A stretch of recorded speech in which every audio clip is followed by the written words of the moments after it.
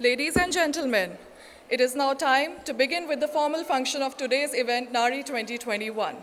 I would now like to call upon stage Honorable Minister of Child Protection, Women's Interests, Prevention of Family and Domestic Violence, and Community Services representing the Premier of WA, Ms. Simone McGurk, to say a few words.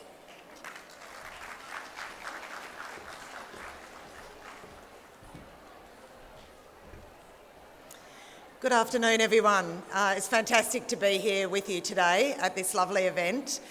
Can I first of all acknowledge that we're here not far from the shores of the Derbarl Yerrigan.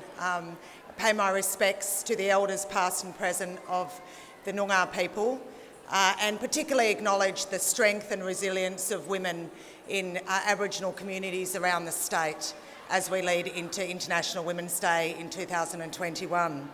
Can I also acknowledge my parliamentary colleagues, Lisa Harvey, representing the Leader of the Opposition, Margaret Quirk, MLA, member for Girrawheen, and I know a very active participant in multicultural events, has been for many years, Diane Evers, MLC member for the South West region, and also my parliamentary colleague, Yaz Mubarakai, member for Jandakot. Great to have you here too, and I know we've got some local councillors here. Fantastic to see you here as well. Can I acknowledge Mr Guha, the President of the Indian Society of WA, but particularly acknowledge those women who have been working hard in the association for many years, and now the Women's Wing, not only the Women's Committee of ISWA, but now the Women's Wing of ISWA, and thank you very much for your work over many years. It's important work not only is celebrating the achievements of women within the Indian community in Western Australia, but also to start to talk about issues of interest to the Indian women. Some of those might be cultural, might be domestic, might be about health, but they're also more serious issues, as we heard before, in relation to domestic violence and other issues. And can I also acknowledge the Consul General of India, Ms Charan Dasi. Fantastic to see you here as well. As we lead into International Women's Day tomorrow, there is a lot to acknowledge. We know that particularly during COVID, there were many challenges that our society faced, across the world in fact. There were issues of needing to draw on health advice, scientific advice, our public health expertise and infrastructure, but also our community buy-in to the health messages. And I know in Australia, but particularly in Western Australia, we were very well placed by all of that health advice and our public sector health infrastructure, which of course has meant that along with political leadership and community buy-in, we've so far come through the COVID epidemic relatively unscathed. Yes, there has been economic impacts, there's been connection impacts, particularly for people who have been worried about friends and family overseas and interstate. But as a society, particularly in Western Australia and in Australia, we feel very lucky. We also do know, though, that COVID has affected women disproportionately.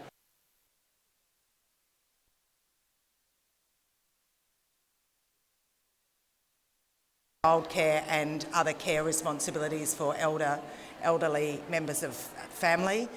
And the theme of International Women's Day this year is celebrating women's leadership and making sure that we continue to press for gender equality in a post-COVID world, I think is very important.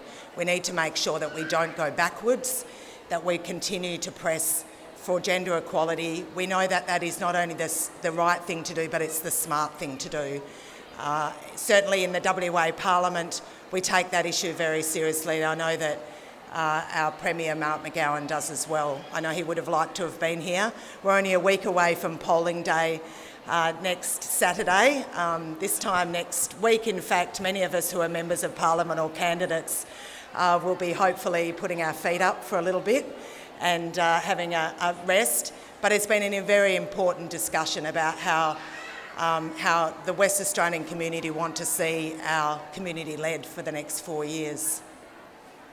As a party for WA Labor Party contesting this election, we take the issue of gender equality very seriously. WA Labor is very proud to have equal opportunity rules within our party, and 50% of our candidates in this election are women. And I'm very proud of that. And in fact, our diversity I'm very proud of as well. I know Yas Mubarakai, representing Jandakot's here, from Indian descent. Kevin Michelle, the member for Pilbara, is from Indian descent. And of course, Dr. Jags Krishnan, standing for Riverton as well. And so we know that our parliament still has a way to go to really look like WA very seriously. I'm also very proud of the work we've done in domestic violence.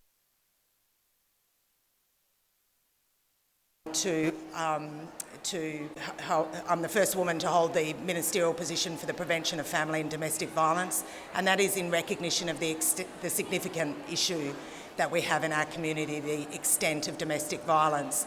And we heard about that work making sure that we raise awareness amongst all corners of our state about the fact that domestic violence is not acceptable, to understand the various forms domestic violence takes, but also where people can come forward and get help and assistance.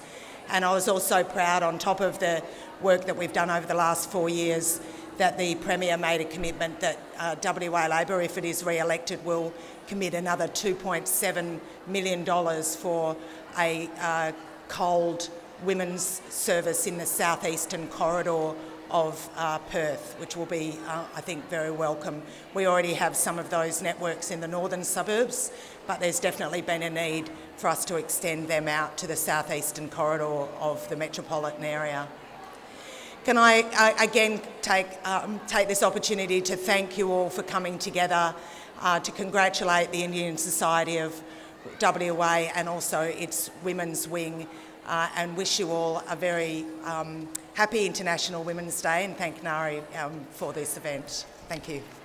Thank you, Ms. McGurk, for your beautiful words. Can I please request your presence for 2 more minutes? And can I please call Kirti Daji up on stage to do the honours of felicitating Ms. McGurk? Thank you.